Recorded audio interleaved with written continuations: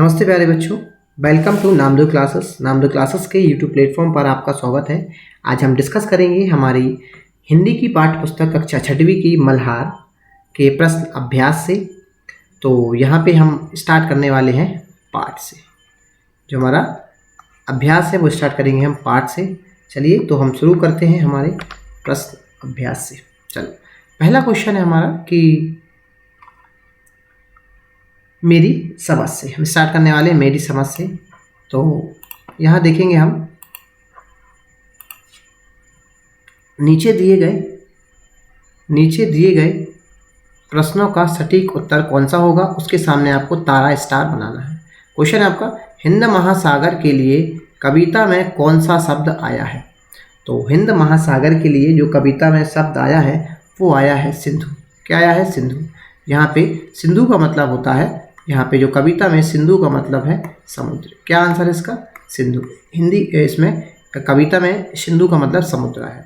Next question है, मातृभूमि कविता में मुख्य रूप से किसकी प्रशंसा की गई है। भारत की प्रशंसा की गई है, भारत के महापुरुषों की जय की गई है, भारत की सुंदरता की सराहना की गई है, या भारतवासियों की वीरता का बखान किया गया है। तो इसका जो आंसर जो सही आएगा वो आएगा ये वाला, भारत की प्रशंसा की गई। क्योंकि अगर ये जो तीनों ऑप्शन अगर आप देख पा रहे हो तो यहाँ पे लिखा है भारत के महापुरुषों की, यहाँ लिखा है सुंदरता की, और यहाँ पे लिखा है भारतवासियों की, तो ये सब किस में आ जाते हैं? ये भारत में ही सब आ जाते हैं। तो इसका आंसर आ जाएगा हमारा कि यहाँ पे भारत की प्रशंसा की गई है। चलिए आगे देखते हैं हम। अब आप अपने मित्रों के साथ चर्चा कीजिए, कारण बताइए कि आपने उत्तर सही क्यों दिए। तो ये आप अपने सहपाठी के साथ चर्चा करके इसका कारण आप लिख सकते हैं। चलिए अब करें हम जोड़ी मिलान। क्या लिखा है? मिलकर मिलान करें। चलिए जोड़ी मिलाते हैं अपन। तो पाठ से चुनकर कुछ शब्द नीचे दिए गए हैं, अपने समूह में इन पर चर्चा कीजिए और इन्हें इनके सही अर्थों या संदर्भों से मिलाकर इसके लिए शब्दकोश, इंटरनेट या अपने शिक्षकों की आप सहायता ले सकें। चलिए देखते हैं शब्द।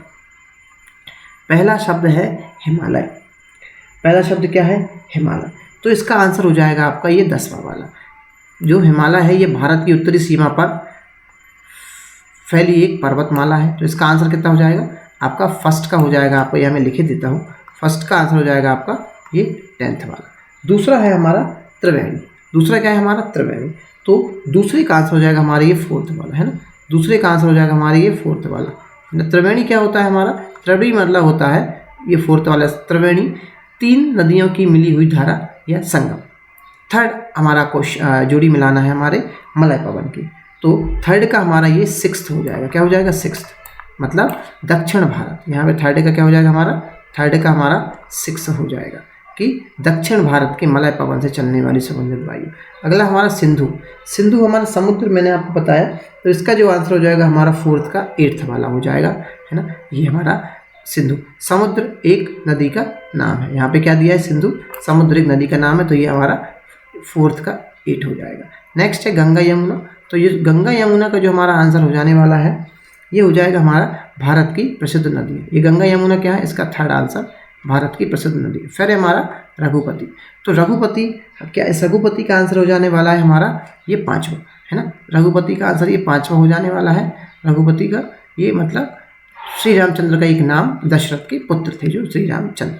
फिर 7वां देखते हैं श्री कृष्ण। तो श्री कृष्ण का आंसर हो जाने वाला है हमारा वसुदेव के पुत्र, वासुदेव, है ना। ये दूसरा वाला, सी वाला हमारा आंसर हो जाएगा।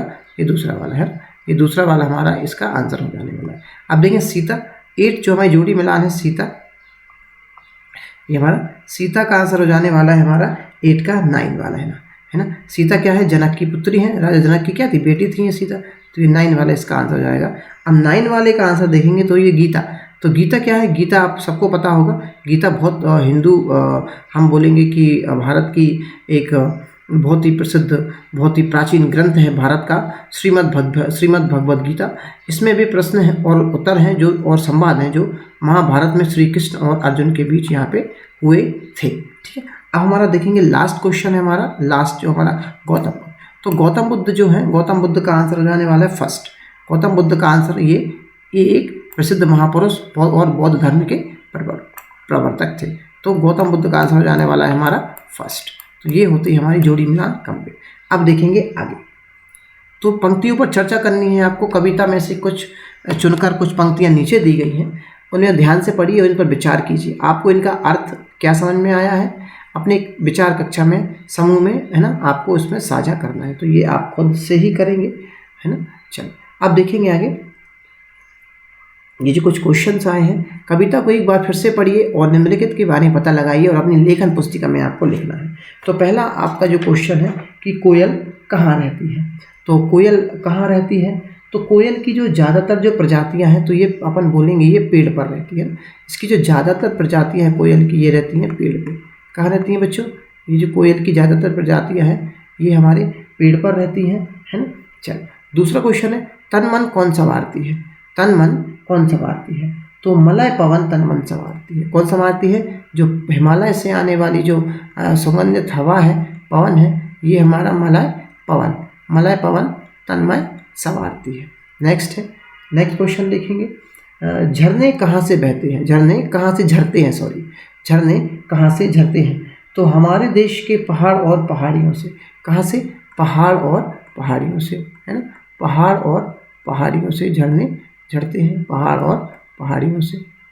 अगला क्वेश्चन देखेंगे बच्चों, अगला क्वेश्चन है, श्री कृष्ण ने क्या सुनाया। तो प्यारे बच्चों यहाँ पे लिखा है श्री कृष्ण ने महाभारत के युद्ध में, है ना। हमने बताया आपको श्री कृष्ण ने महाभारत के युद्ध में, है ना, अर्जुन ने अपने प्रियजनों को सामने देखकर, अर्जुन ने क्या किया, जो अर्जुन के सामने जो उसके प्रियजन थे, है ना, उसके जो बड़े भाई लोग थे, है ना, उसके तो प्रियजन के